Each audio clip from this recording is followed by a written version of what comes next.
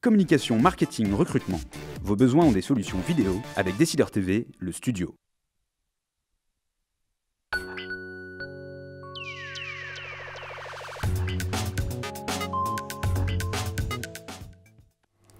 Bienvenue dans les Décideurs de l'Emploi. Chaque mardi de 12h30 à 13h, nous donnons la parole aux recruteurs et aux professionnels de l'emploi en direct sur decideurtv.com et sur mytf1news.fr. Et aujourd'hui, j'ai le grand plaisir de recevoir Christophe Catoire, directeur général opérationnel du groupe Adecco, leader mondial des services de ressources humaines. Et en fait, le métier, le cœur de métier d'Adecco, Christophe Catoire, bonjour tout d'abord, excusez-moi. Le cœur de métier d'Adecco, cela reste l'intérim avec le placement de 100 000 personnes par semaine. Et l'intérim à la cote, puisque il a augmenté sur un an de 0,4% selon les chiffres du ministère du Travail, du marché du travail. Et surtout, la population semblerait le plébisciter de plus en plus. Si on en croit une étude récente de Météo Job et Prism Emploi, où 49% des personnes en recherche active de travail feraient confiance aux agences d'intérim pour en trouver un. Alors, doit-on s'en réjouir, Christophe Catoire? Est-ce que le marché français va vers de plus en plus de flexibilité et c'est une bonne nouvelle? Alors, beaucoup d'études s'accordent à le dire. On a effectivement une flexibilité qui est un atout pour un pays en termes de compétitivité.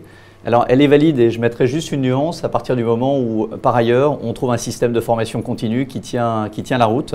Et en cela, les nouveaux accords qui ont été signés sur la formation professionnelle s'inscrivent probablement dans une bonne flexi-sécurité, comme on l'appelle, à savoir multiplier des expériences, s'adapter à son marché du travail et en même temps faire monter ses compétences. En tout cas, côté Adecco, on a effectivement cette partie intérim que l'on développe, mais le cœur de métier est celui-ci. Le cœur de métier est également le recrutement permanent. Et on voit qu'entre les deux, la frontière est fine, on y reviendra peut-être, mais passer d'un statut intérimaire à un statut CDI, c'est aussi une réalité sur laquelle on travaille au sein du groupe. Alors, le recrutement permanent, justement, vous avez parlé du CDI, mais est-ce qu'il y a d'autres formes d'emploi? Qu'est-ce que vous appelez recrutement permanent? Alors, le recrutement permanent, on a un rôle au travers d'un certain nombre de marques, Adecco France, Badnock ou Expert, un rôle qui est un rôle de cabinet de recrutement. Là, on est plutôt dans un rôle d'intermédiation. On a un deuxième rôle également que l'on joue au travers de la sous-traitance. On parle souvent des SS2I, des sociétés de conseil en ingénierie dans le domaine de l'ingénierie.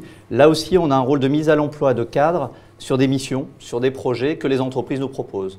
Et on voit que cette flexibilité sur le marché du travail, elle est autant le fait de contrats temporaires que de contrats de sous-traitance ou même de contrats de freelance. On parle beaucoup du statut d'auto-entrepreneur en ce moment également. Alors, j'ai reçu également sur ce plateau le président d'ITG, société spécialisée dans le portage salarial. Est-ce que chez Adecco, c'est quelque chose que vous pratiquez, le portage salarial, ou est-ce finalement une forme d'emploi concurrente de ce que vous proposez? Alors, c'est une forme d'emploi, effectivement. C'est une forme d'emploi qui va assurer effectivement le portage de collaborateurs qui souhaitent ne pas monter leur structure juridique et donc simplifier leur accès à un marché du travail. On a de notre côté également ce qu'on appelle des contrats de gestion. Un certain nombre d'entreprises font appel à nous avec l'objectif que l'on puisse réaliser le contrat de travail, la déclaration préalable à l'embauche et bien évidemment les dimensions salariales et toutes les déclarations obligatoires. Donc on va dire que oui, c'est aussi une des formes que peut prendre la contractualisation sur le marché du travail. Alors vous êtes le directeur général opérationnel du pôle exécutif, c'est-à-dire le pôle exécutif, ce sont les cadres, les dirigeants, les ingénieurs, c'est ça? Voilà, le pôle exécutif regroupe en fait 6 filiales au sein du groupe qui mettent à l'emploi des populations cadres et expertes dans le domaine de l'IT, de l'ingénierie, de la finance, de la santé et de la vente marketing. Alors, sous quelle forme de contrat, justement? Alors, à chaque fois, et c'est une des particularités du groupe, on n'est pas simplement soit un cabinet de recrutement, soit une agence emploi, soit un sous-traitant. Chaque fois qu'on va avoir une problématique au niveau de notre client, on va adresser cette problématique de recrutement par l'un ou l'autre de ces contrats, voire un mix des deux. De temps en temps, on va trouver des entreprises qui vont prendre un contrat temporaire avec l'objectif, le jour où le carnet de commandes se stabilise, de recruter la personne. On va retrouver également des personnes qui vont plutôt préférer la sous-traitance, considérant que l'expertise métier doit rester de notre côté. C'est notamment le cas dans l'ingénierie ou l'IT par exemple. Alors vous le savez, les décideurs de l'emploi, c'est aussi la parole aux internautes. Jacques demande l'intérim touche-t-il tous les types de métiers? Alors justement, vous vous adressez surtout à une population qualifiée. Souvent, on a peut-être tendance à croire que l'intérim, c'est plutôt pour des postes peu qualifiés. Est-ce le cas? Ou est-ce que ça concerne également les cadres et les dirigeants? Alors historiquement, effectivement, l'intérim a commencé à se développer plutôt sur les populations industrielles. c'est encore à peu près 40% des effectifs intérimaires en France le sont dans l'industrie. On a eu ensuite un développement assez important sur les métiers du tertiaire, qui représentent bon an mal an une vingtaine de pourcents des effectifs de collaborateurs intérimaires que nous faisons travailler. Et ce qu'on voit émerger depuis le début des années 2000, c'est un développement assez fort sur des métiers plus qualifiés, plus spécialisés. Et on peut constater, par exemple, cette année, que 8% de nos effectifs le sont sur des profils de cadres ou de techniciens, ce qui est quand même une nouveauté versus il y a 10 ans, mais juste une confirmation sur les 5-6 dernières années d'un statut qui commence à être privilégié également par ces publics-là. Alors justement, et c'est ce que on a vu avec les chiffres de l'étude de Prism Emploi et Météo Job, mais est-ce que finalement, ce choix n'est pas subi justement compte tenu de la conjoncture et puisque il semblerait que ce soit le meilleur moyen de rentrer sur le marché du travail, mais on y va plutôt par défaut plutôt que par réel souhait? Alors il y a deux types de publics qui travaillent avec nous et qui nous rejoignent. On a un public de personnes qui rentrent sur le marché du travail et force est de constater que c'est une des façons probablement de s'insérer le plus rapidement possible sur le monde du travail en accumulant des expériences, en jaugeant également les expériences positives qui vont amener à construire un plan de carrière derrière. Donc ça, on va dire que ça peut être considéré non pas comme subi, mais comme une bonne façon d'aller très vite sur son entrée sur le marché. A contrario, et le Prism également confirme cette enquête, on a 25% de nos collaborateurs intérimaires, donc on fait travailler en France 500 000 personnes chaque jour au niveau de la profession. 25% de nos collaborateurs intérimaires le font par choix, considérant qu'au vu de leur soit mode de vie, soit niveau de qualification, soit juste le souhait de changer chaque jour ou chaque semaine d'employeur, un vrai choix qui est assumé par ces personnes-là. Alors, ce sont plutôt des jeunes, des seniors qui sont plutôt dans ce type de profil? Alors, vous avez raison de le signaler. On va trouver beaucoup de jeunes. Oui. Aujourd'hui, nous avons 40% de nos collaborateurs qui ont moins de 26 ans. Donc, c'est aujourd'hui un public qui est particulièrement sensible au travail temporaire. Là, on parle bien de l'intégration sur le marché du travail. Et de l'autre côté, dans un marché qui est plus compliqué sur les seniors, on a effectivement une montée chaque année, le Prism le met en avant également dans sa dernière enquête, une montée du nombre de collaborateurs seniors qui choisissent ce mode de contractualisation pour poursuivre leur carrière. Et on sait que cette carrière est amenée à durer plus longtemps dans les années qui viennent. Alors Damien justement demande, est-ce que l'intérim aide à réduire le chômage des jeunes? C'est pour vous une solution? C'est une solution. D'ailleurs, on le voit en ce moment, on est encore dans une période de reprise économique relativement faible, elle est progressive. On voit qu'on a à une croissance de 0,5-0,7%, on commence à créer de l'emploi dans l'intérim. Vous l'aviez signalé, l'intérim stabilise enfin après 2 ans et demi de baisse d'activité, donc on voit qu'on est très sensible à la conjoncture économique. Probablement qu'il faudra une croissance à 1,2-1,5% pour envisager des recrutements plus pérennes. Donc c'est forcément une des façons de réduire le chômage et souvent un signal d'une reprise de l'activité économique. Mais est-ce qu'il n'y a pas un danger quand on est un jeune de commencer par une mission d'intérim, puis on renouvelle une mission d'intérim qui parfois donne lieu à un CDD, mais qui lui-même est renouvelé ad vitam aeternam, puisqu'on voit apparaître, lorsque moi j'appelle les tanguis de l'emploi, c'est à savoir des jeunes qui, à 30 ans, n'ont jamais encore connu de CDI. Est-ce que c'est quand même pas un danger, cela, Christophe Catoire? Alors, je verrais plutôt comme une opportunité. Opportunité pourquoi? Quand vous travaillez avec une agence emploi et que vous avez une première expérience positive, vous avez une collaboration avec un responsable de recrutement qui vous suit, qui vous accompagne dans votre parcours et dont le premier objectif, quand la mission s'est bien passée, va être de répéter le geste et de vous retrouver une autre mission. Donc une forme d'ambassadeur en fait dans votre recherche d'emploi. Ce responsable de recrutement, son objectif simplement, c'est de trouver, face à des besoins exprimés chaque jour, qui ne sont pas que des besoins temporaires. Il faut signaler que dans l'intérim, on a maintenant une activité recrutement qui est très forte. Alors ça représente justement quel pourcentage de votre activité, par exemple les CDD et les CDI? Aujourd'hui, c'est 5% de notre chiffre d'affaires se fait sur le recrutement permanent, sachant qu'on ne facture que des honoraires. Donc on voit que c'est une activité importante dans le domaine du recrutement de cadres. En termes de nombre d'emplois, excusez-moi, je vous interromps, en termes de nombre d'emplois, vous fournissez par exemple combien d'emplois en France, que ce soit intérim, CDD, CDI, combien d'emplois? Adecco France, par le biais d'Adecco France, 6 000 emplois sur des personnels non cadres et experts Adecco Médical vont fournir 2 500 emplois par an. Donc ça fait 8 500 recrutements en CDI sur une année pleine. D'accord, sur un total de Sur un total, on fait travailler chaque jour 120, 130 000 personnes travaillent en intérim au quotidien. D'accord, donc ça reste une part relativement faible, mais c'est quelque chose qui est en train de se développer. Mais qui grandit chaque année, tout à fait. Alors, il semblerait que même, d'ailleurs pour une agence d'intérim, vous venez de le rappeler, c'est une part croissante, mais vous avez même pris un engagement le 17 janvier 2013, cet engagement de placer 270 000 personnes sur le marché du travail et surtout, vous êtes engagé à trouver un emploi durable à 130 000 intérimaires. Alors, est-ce que justement, et je vais rebondir sur vos propres valeurs, j'ai vu dans une interview donnée aux Échos que vous aviez commencé par la finance, vous étiez plus précisément auditeur interne, je crois, au sein du même groupe d'Adecco, et vous avez décidé finalement d'opérer un petit virage parce que, dites-vous, la finance n'est pas une finalité, il faut des élans du cœur. Alors, est-ce que donner des CDI aux intérimaires, c'est la manière de traduire vos élans du cœur dans votre vie professionnelle, Christophe Catoire? C'est une des façons de le faire. Je peux vous dire, ça fait depuis 18 ans que je travaille pour ce groupe. Vous constatez chaque jour que les collaborateurs qui travaillent dans leur agence, souvent dans des villes, mais aussi dans des villages en France, ont une appétence très forte pour trouver un emploi à leurs proches, à des voisins, à des personnes qui gravitent autour d'elles. Et le premier réflexe de ces personnes, une fois que les missions d'intérim commencent à pouvoir remplir le profil de carrière de la personne qu'ils suivent, c'est de pouvoir pérenniser la situation. Et c'est vrai qu'aujourd'hui, quand vous regardez les recrutements permanents réalisés par Adecco France, plus de la moitié sont des personnes qui précédemment avaient travaillé pour nous en intérim. Donc sans dire que c'est une finalité pour chacun, puisque vous voyez le différentiel reste important entre les deux publics, on a malgré tout, sans donner de préférence, on a une connaissance plus intime des intérimaires que l'on a fait travailler et cette relation de confiance fait qu'on a une transformation CDI qui se fait plus facilement. C'est un peu cet élan du cœur, effectivement, que je peux retrouver sur beaucoup de collaborateurs du groupe Adecco. Alors, une manière d'arriver à transformer l'intérim en contrat durable, eh bien, vous l'avez évoqué vous-même, c'est la formation. Est-ce que vous proposez, Adecco propose des formations justement à ces intérimaires ?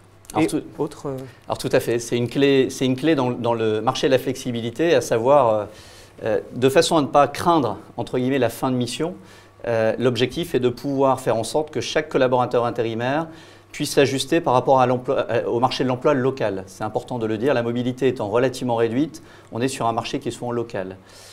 Il y a deux types de formations qui sont mises en œuvre par Adecco.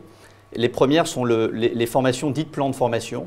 Les secondes, sur lesquelles je m'arrêterai peut-être un tout petit peu plus, ce sont les formations alternance. On en parle beaucoup en France comme étant une culture qu'il faudrait pouvoir inculquer de manière plus importante sur le marché du travail. Vous constatez qu'au niveau de la profession travail temporaire, on a un nombre de contrats de professionnalisation qui est un des formats d'alternance qui s'est beaucoup développé ces dernières années. Et pour le coup, Adecco représente dans ce marché de l'alternance en France, parmi les différents acteurs de notre profession, un peu plus de 30% des contrats. C'est un point important, d'ailleurs ça nous a valu le fait de créer une filiale qui s'appelle Adecco Formation, qui porte ces contrats, qui assure de l'ingénierie pour les clients, avec l'objectif d'apporter plus de valeur pour nos candidats. Alors on a parlé des différents contrats, Martin demande le prix des salaires augmente-t-il ou diminue-t-il?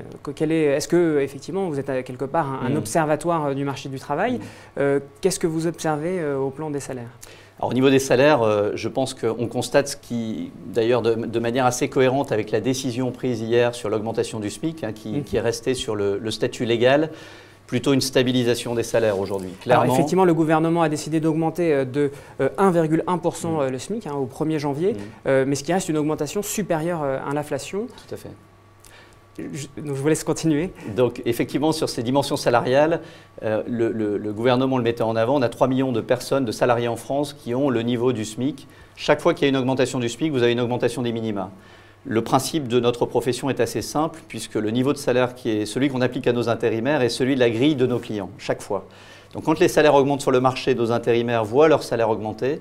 Quand les salaires sont stables ou en légère progression, comme c'est le cas à partir du 1er janvier, on enregistre exactement le même phénomène sur nos collaborateurs intérimaires. Alors, est-ce qu'on n'est pas là face au paradoxe français, à savoir que justement, on a une évolution des salaires qui est supérieure à l'inflation et même à la productivité, et finalement, du coup, la variable d'ajustement se fait sur le CDI. C'est pour ça que les missions d'intérim, les contrats précaires se développent parce qu'on a un marché dual finalement. Est-ce que c'est toujours le cas ou c'est en train d'évoluer, Christophe Catoire? En tout cas, la variable d'ajustement se fait malheureusement plus sur l'emploi de manière générale que sur l'emploi temporaire ou permanent. On a, comme vous le savez, on est présent dans un peu plus de 70 pays dans le monde. Et ce qu'on constate, c'est que le marché français aujourd'hui, en termes de compétitivité, est clairement plus délicat que sur d'autres. La situation est plus délicate que sur d'autres pays. Juste 2 chiffres. Le salaire horaire moyen en France aujourd'hui est de 37 €. Il est de 36 en Allemagne, donc on en parle beaucoup, mais il est sensiblement proche. Il est de 22 € en Espagne. Et l'Espagne, en 3 ans, a vu ses salaires baisser de 12%. Ce n'est pas quelque chose que l'on peut souhaiter pour la France. Néanmoins, chaque fois qu'on annonce une augmentation des salaires, on peut avoir un impact sur l'emploi et sur la compétitivité. Donc il faut trouver le juste équilibre entre ces 2 variables. Alors, est-ce que pour vous, l'ANI, l'accord national interprofessionnel de l'emploi, va dans le bon sens? Est-ce qu'on va vers justement une plus grande flexibilité, un marché du travail français plus souple? Alors oui, clairement. En tout cas, on se donne des moyens de pouvoir rendre les collaborateurs et les salariés plus flexibles. Pourquoi? La problématique principale qu'on peut avoir en termes de marché, c'est d'avoir des personnes travaillant pour une entreprise de nombreuses années et qui n'ont pas eu d'ajustement de leurs compétences par rapport à leur marché local. Quand l'ANI propose le fait de mettre en place un contrat un CPF, donc un contrat de formation qui est portable, c'est-à-dire qui peut passer d'une entreprise à l'autre et sur lequel le salarié peut décider de ses propres formations, il devient responsable de ses formations, c'est clairement un bon signal parce que ça laisse entendre que ce collaborateur ne dépendra que de lui-même pour ajuster ses compétences à son marché ou à ses désirata de carrière. Et en cela, c'est un point qui est juste fondamental pour rendre nos personnels salariés moins sensibles aux effets de conjoncture ou à la crainte de perdre son emploi ou de le rendre plus flexible. Donc c'est un bon point. Alors, une autre mesure qui va dans ce sens, c'est le CDI intérimaire, qui avait été un accord signé en juillet 2013, qui va démarrer, je crois, le 1er janvier de cette année. Alors, la date n'est pas encore publiée. Nous attendons l'arrêté d'extension du gouvernement, mais probablement, effectivement, sur le début d'année 2014. Alors, c'est, je crois, une catégorie assez réduite de la population des intérimaires, puisqu'il s'agit de 20 000 emplois qui vont être concernés. Est-ce que vous pensez que ça va être généralisé à d'autres métiers? On parle surtout du bâtiment, l'aéronautique principalement? En fait, c'est probablement amené à s'étendre à de très nombreuses activités et à de très nombreuses typologies de métiers. Vous l'évoquiez tout à l'heure, le groupe ADECO a pris un engagement sur certains publics, les publics jeunes, les publics handicapés ou en éloignement important du marché du travail. Et clairement, dans nos cibles au niveau des CDI intérimaires, l'objectif, clairement, c'est de pouvoir avoir une relation sur le long terme. Pourquoi? Parce que ça permet d'investir en formation de manière plus importante, en ayant un retour de ce collaborateur de par son évolution professionnelle chez des clients. Donc bien évidemment, spontanément, on peut penser aux profils pénuriques, qui sont des profils très recherchés sur lesquels le niveau de risque n'existe quasiment pas, mais on pense également, et en tout cas on travaille dans ce sens côté ADECO, sur des publics pour lesquels il faut juste un investissement en formation. Au départ, il y a de la motivation, il y a du savoir-être, il faut juste cet investissement en formation pour pouvoir les pérenniser dans l'emploi.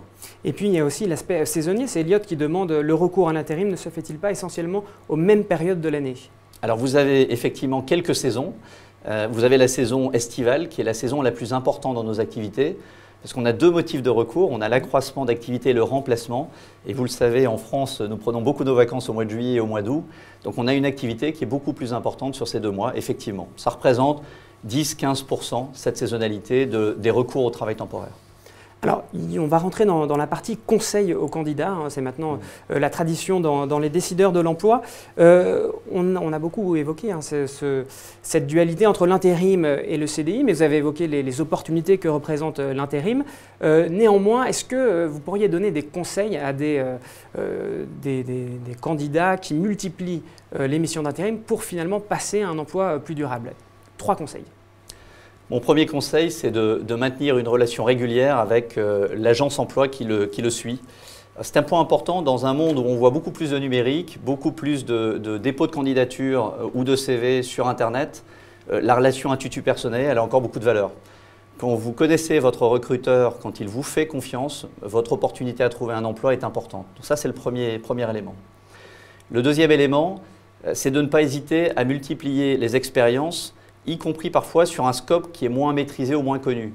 Les bonnes surprises, souvent, sont le fait de faire une rencontre, soit avec une entreprise, soit avec une activité qu'on ne méconnaissait et dans laquelle on se sent un appétit pour cette activité. Et mon troisième conseil serait de privilégier chaque fois que possible la qualité du métier ou la qualité du projet ainsi que la culture de l'entreprise. Pourquoi? Parce que quand vous êtes en forme, quand vous fitez bien avec une entreprise, ça se voit, c'est contagieux. Et je pense que l'entreprise, à un moment donné, réfléchira probablement plus facilement à vous intégrer quand elle verra vos yeux pétiller. Enfin, c'est très simple, très basique, mais malgré tout, ça reste un élément important dans le recrutement. Donc finalement, eh bien, la mission d'intérim, ça peut être un job alimentaire qui effectivement permet de trouver un emploi rapidement. Mais ça peut aussi être un tremplin vers l'emploi durable, si l'on vous croit, à condition de bien choisir sa mission d'intérim en accord avec ses compétences et ses appétences. C'est ça la recette? Tout à fait. Je prends un exemple. On travaille beaucoup sur notre cabinet expert sur des profils d'ingénieurs et de techniciens. Et je vois régulièrement des techniciens de maintenance qui se posent la question de savoir si l'industrie et la problématique de l'industrie en France ne remet pas en question leur qualité personnelle. Et comme je leur dis, quand vous avez différentes missions en face de vous, ayez la curiosité de vous dire dans quel environnement vous vous projetterez avec le plus de plaisir au travail. Probablement, quand vous aurez 3 candidats en finale d'un process de recrutement, c'est vous qui remporterez ce process de recrutement parce que vous avez ce petit plus qui n'est pas votre compétence CV, celle-ci, beaucoup peuvent la présenter, mais qui est plutôt votre personnalité, votre motivation et votre enthousiasme pour la mission que vous adressez. Quel est le regard des recruteurs sur des CV qui ont plusieurs lignes de mission d'intérim, plusieurs lignes d'enchaînement de CDD? Quel est le regard des recruteurs? Le regard des recruteurs, vous avez 2 typologies de recruteurs. Certains, pour être tout à fait transparents, se diront question sur est-ce qu'il y a une stabilité dans le projet professionnel. Clairement, quand vous êtes en début de carrière, ça s'explique. Quand vous avez une rupture de carrière, ça peut arriver également, ça s'explique. Il faut juste bien préparer le retour qu'on va communiquer à cette entreprise. D'autres se diront, dans un monde où quand même les méthodes au sein de l'entreprise évoluent quand même rapidement, avoir des personnes flexibles et surtout adaptables, c'est-à-dire qui ont réussi à faire face à des environnements différents, c'est plutôt une force. Ça apporte aussi un peu de diversité sur des effectifs qui parfois sont plutôt sédentaires, que d'avoir des personnes qui ont beaucoup d'expérience et de capacité d'adaptation. Ça peut accompagner l'entreprise dans ses transformations. Vous avez parlé de rupture, justement, on parle souvent de cette difficulté du chômage des personnes de plus de 40 ans, on en est là, presque 40 ans, vous êtes déjà senior. Est-ce que la mission d'intérim, ça peut être une solution pour ces personnes-là, pour se remettre le pied à l'étrier? C'est clairement une solution. C'est-à-dire que quand vous avez une entreprise qui émet un besoin de recrutement, temporaire ou permanent, l'expérience est quand même un critère qui peut être recherché. La mise en relation par l'intérim, elle ne doit surtout pas être fuie. Juste pour faire un parallèle avec les jeunes diplômés, une statistique qui peut toujours étonner. Aujourd'hui, quand vous faites une école d'ingénieur ou une école de commerce, vous vous rendez compte que le premier accès à l'emploi, pour 40% de ces personnes-là, se fait par l'intérim ou un CDD. Vous vous rendez compte que ces personnes ont privilégié une qualité de projet en mettant en avant le fait de s'inscrire plutôt dans cet environnement plutôt que de prendre un CDI sécurisant sur un projet qui ne serait pas le bon. Quel que soit l'âge, je pense que la meilleure valeur est celle-ci, si en tout cas on veut pérenniser l'expérience avec cette entreprise. Les 3 conseils pour réussir son entretien avec l'entreprise de ses rêves, justement? Bien le préparer, ça peut paraître très basique, mais c'est quand même un élément important. Le deuxième, probablement, chaque fois que possible, pouvoir croiser des salariés de cette entreprise. Parce que dans la discussion, vous vous rendrez compte de ce qui vous rapproche de cette entreprise en termes de valeurs, de culture, ou ce qui vous en écarte. Et parfois, vous ne ferez pas le pas de trop. Donc ça, je pense, c'est un deuxième sujet. Et le troisième point, c'est toujours de se positionner en se disant qu'est-ce que je peux apporter à cette entreprise. Souvent, l'entretien de recrutement, c'est un contrat gagnant-gagnant. Donc c'est de se dire, avec mon parcours, vous parliez de l'âge par exemple, mon expérience, qu'est-ce que je peux apporter à cette entreprise qu'elle n'aurait pas, ou modestement, qui sera un plus par rapport à des collaborateurs déjà présents. Alors, quelles sont les valeurs d'Adecco, justement? Est-ce que vous recrutez pour le compte de clients, mais est-ce que vous-même, au moment de recruter ces candidats pour le compte de clients, vous recherchez des valeurs en particulier? Vous l'avez dit, on a un rôle d'intermédiation, donc on va toujours chercher à remplir le cahier des charges d'un client dans le cadre de la loi, et c'est important. Une des valeurs d'Adecco est la non-discrimination, je pense que c'est un point important qu'il faut rappeler, sur lequel nos collaborateurs sont formés également. On a par ailleurs, au niveau des valeurs, la recherche au niveau des candidats que l'on rencontre. C'est pour ça que c'est là que s'arrête un peu la dimension Internet en termes de recrutement. C'est quand on les rencontre, on va aller chercher les éléments qui les rapprochent de cette entreprise. Donc ça peut être soit des valeurs de collectif, soit des valeurs de performance supérieure, selon encore une fois la façon dont est managée l'entreprise. Donc on sera plutôt un ambassadeur de l'entreprise quand on rencontrera le candidat, qu'on va imprimer nos propres valeurs pour sélectionner ces candidats-là. Alors François-Xavier demande justement comment recrutez-vous les candidats en ligne ou en face à face? Vous avez évoqué peut-être un scepticisme pour les solutions en ligne. Non, dans le processus de recrutement, c'est nécessaire que d'avoir à un moment donné un accès au marché de manière transparente, de la même façon qu'un candidat apprécie d'avoir l'ensemble des offres d'emploi sur son bassin d'emploi. En même temps, on ne peut pas s'arrêter uniquement à un CV pour déterminer quelle est la qualité de la personne que l'on rencontre. Et donc, la limite des systèmes Internet, c'est la relation humaine qui fait partie intégrante du recrutement. Quand vous rencontrez, juste pour exemple, quand vous rencontrez une personne sur un format job dating, qui est une formule que l'on retient beaucoup pour éviter de passer sur la sélection. Job dating, c'est rencontrer des candidats sans avoir de visibilité sur leur CV en amont, juste créer la rencontre sur un timing assez court. On a 5 à 10 minutes d'entretien. Et dans cet entretien, on essaye de capter des éléments qui sont différents de la pure compétence. Donc on va aller chercher la motivation, on va aller chercher aussi le collaborateur qui a envie d'apporter quelque chose à l'entreprise. Et souvent, ces bonnes rencontres suppléent favorablement des sélections qui sont parfois trop rigoureuses sur des logiques de mots-clés qui font qu'aujourd'hui, 300 000 emplois en France ne sont pas remplis. Donc pour nous, recruter autrement, c'est important. Est-ce que vous avez des sessions de job dating à venir, par exemple? On a des sessions sur Expert régulièrement chaque semaine. On va organiser des sessions de recrutement. Tout à fait. Alors peut-être pour les internautes qui nous écoutent en ce moment, est-ce qu'il y a des sessions programmées à venir pour des clients? Est-ce que c'est pour des entreprises en ce moment qui recrutent? Vous les donnez là tout de suite, ça va être compliqué parce qu'on a quand même 35 bureaux en France. Mais oui, en tout cas, j'invite les candidats qui auraient envie d'aller plus loin avec le dépôt de CV, effectivement à contacter par téléphone les bureaux d'experts ou d'Adecco Médical. Je pense que ça peut être un format. Pour avoir l'information, il faut appeler ou vous peuvent aller sur Internet? Il vaut mieux appeler. Je recommande d'appeler. Alors un dernier mot, ça sera effectivement la dernière question sur l'accord européen de lundi dernier, 9 décembre, sur la régulation des travailleurs détachés. Qu'est-ce que vous en pensez? Est-ce que c'est suffisant? Est-ce que effectivement ça va dans le bon sens? Alors c'était un élément nécessaire, mais qui malheureusement n'est pas encore suffisant. Clairement, le sujet, pour parler du détachement, on a des personnes immatriculées dans des pays autres que la France, souvent l'Europe de l'Est, un peu l'Europe du Sud, qui interviennent en France, donc certes avec les dimensions de salaire et d'horaire qui sont ceux du droit français, mais avec une dimension charge patronale qui est très réduite. Et donc il y a une forme de compétition qui s'apparente à du dumping. Donc c'est vrai ce qu'a dit la directive, et je pense que c'est une première bonne mesure, c'est de responsabiliser l'entreprise qui tout en haut va faire appel à des sous-traitants au niveau de ces pays. C'est-à-dire que là, il y a clairement une responsabilité qui est à ce niveau-là, et ça doit permettre déjà on va dire, non pas de légiférer, et c'est en cela que le texte doit être accompagné probablement d'un certain nombre d'alinéas qui précisent le cadre, les questions et la façon dont on peut ou ne pas avoir recours à ce type d'emploi. Mais en tout cas, voilà, ça va déjà responsabiliser l'entreprise qui utilise cette forme de sous-traitance. Oui. Le deuxième point, c'est de laisser la possibilité au gouvernement de chaque pays de définir quelles sont les règles qui vont être mises en place pour le recours à ce type de main-d'œuvre.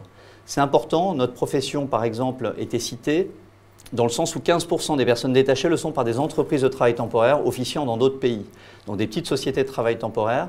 Clairement, quand vous êtes sur des chantiers, puisque le bâtiment était très concerné par cette mesure, il est difficile de proposer, de répondre à un appel d'offres de manière favorable quand vous avez en face de vous ce type de dumping. Donc suffisant, nécessaire, mais insuffisant encore. Est-ce que vous pratiquez ces mêmes pratiques à l'étranger, par exemple? On ne le pratique pas, non. Bon.